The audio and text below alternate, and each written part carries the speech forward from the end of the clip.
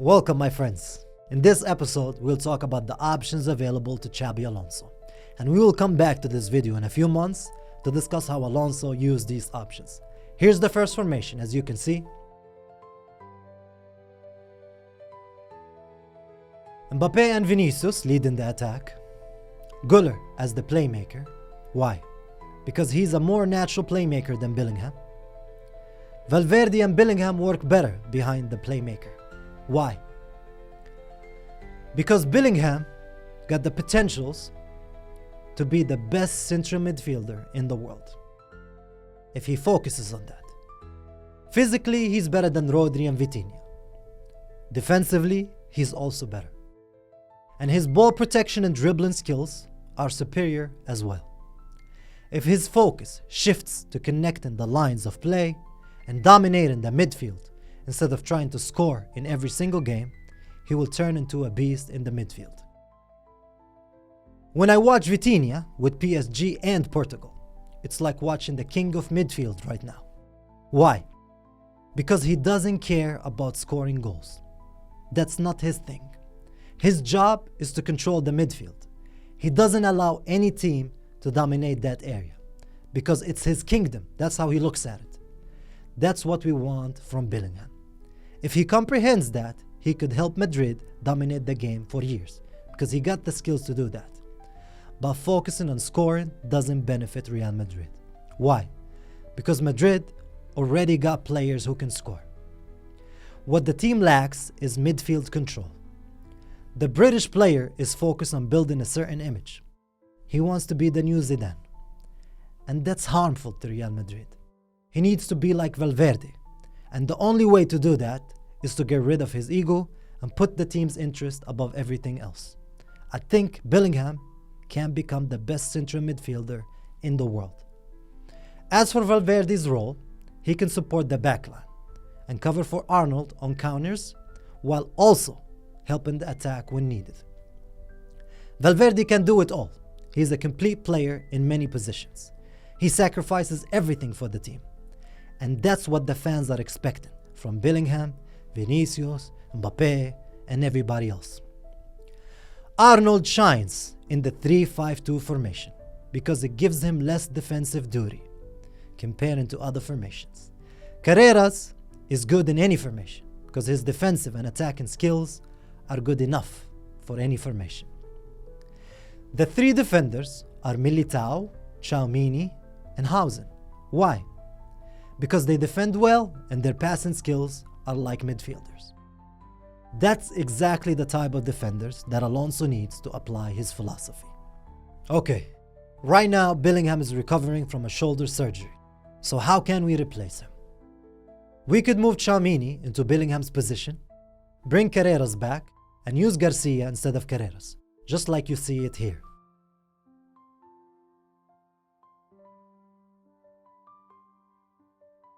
Also, Ceballos is good at maintaining possession and connecting the lines of play, so he could be used instead of Tchouaméni in matches where the ball possession is essential. They can also use Camavinga sometimes this way. Why would they use Camavinga like that? Because Camavinga plays like a Brazilian, and he have a background as a defensive midfielder. So if they use him as an attacking left back, he can function like a midfielder who makes deep runs from the left side, but also defend the left side perfectly.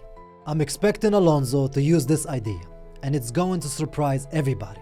Not for the whole season, but in certain games when needed. As we said, today we wanted to explain all the available names and solutions that Alonso has and how he can use them. There are other completely different ideas that Alonso can experiment with. Not for the whole season, but occasionally. Like what? Such as a 4-3-3 formation with Mbappe as a right winger and Gonzalo as a classic box striker. Not a number 10 as he was used against PSG. That was a huge mistake. Gonzalo is a classic striker and cannot be used in any other role. Take a look at the 4-3-3. So why Mbappe as a right winger? Because he's the best right winger in the team by far. Anyone who watched Mbappe in that position knows it. So, occasionally he should be used on the right side. Alonso should be free to use Mbappe in any position, especially as a right winger. Some may ask, why is Valverde the right back and not Arnold? Because a 4-3-3 formation requires more defensive effort from the fullbacks. Valverde and Carreras are the best for that. Garcia and Arnold are amazing players, but they have clear defensive weaknesses. We have to admit that. They shine brilliantly in a 3-5-2 formation. Why? Because they have more defensive support in that formation. But it's risky to use them in other systems with a heavy defensive duty. Yes, Carvajal can play instead of Arnold, but Valverde gives you more peace of mind when you require more defensive support. For example, if you're facing a team like Barcelona and you have to play with a 4-3-3 formation for some reason, then you must rely on Valverde and Carreras as your fullbacks. Let me repeat it for the record. Don't risk a 4-3-3 with Arnold and Garcia. Now, let's talk about Franco Mastantuono, the 17-year-old. If Franco shines once he arrives, you could drop Gonzalo from the 4-3-3 idea and use Franco as the right wing in some games, with Mbappe as the striker. Franco is left-footed and got the skills to cut inside, but we don't know if he can immediately perform like that in his first season in La Liga. He might need time to adapt, which is okay. Real Madrid got so many options in the team. So, why did we pick Militao and Hausen in every formation?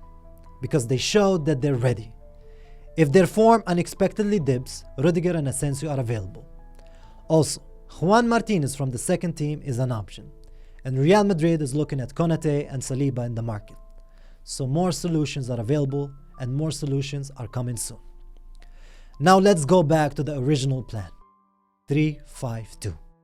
The one that Alonso prefers and the most likely to be used against Osasuna in 3 weeks. This is the most logical formation for the first match of the season. But the question is, what are the solutions for the second half if the team faces any issues? If the attack fails to score, you can bring on Gonzalo and take off Mbappe or Vinicius, with clear instructions for the team to focus on feeding Gonzalo. That would be a different scoring style and would confuse the opponent's defense after getting used to Mbappe and Vinicius in the first half. And if Arda struggles for some reason, you can give Franco a chance in the second half as the playmaker. Yes, he can play as a winger or an attacking midfielder.